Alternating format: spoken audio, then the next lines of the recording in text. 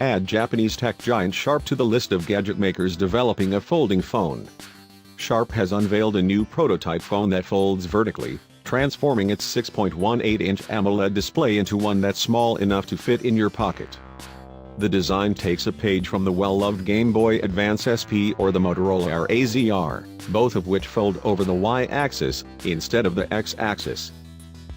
The radical phone was on display at a media event on Wednesday and, during a hands-on, Engadget JP was able to test out the device. The elongated screen features WQHD plus 1440 x 3040 pixel resolution, making the display surprisingly crisp and clear. Sharp noted that the phone also supports outward folding akin to other tablet-style folding displays on the market. What's more, Sharp claims that the screen can withstand being folded more than 300,000 times before it starts to show damage. That means if you fold your phone 100 times a day, it will last roughly 8 years before it begins to show some wear and tear.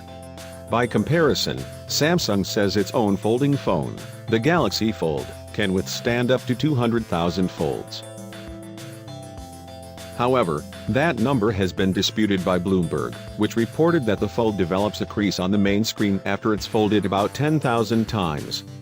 The flaw has caused the tech giant to consider offering free screen replacements once it goes on sale. Samsung will start accepting pre-orders for the device starting tomorrow. There's no telling when or if Sharp's folding phone will go on sale. Sharp hasn't given the device a price tag or a name just yet, suggesting it's still in the early stages of development. That said, Sharp has reportedly been mulling over a folding phone for a while, having filed a patent in 2017 for an elongated flexible display, according to Let's Go Digital. Similar to the prototype device shown off this week, it features a vertically folding display with a clamshell design.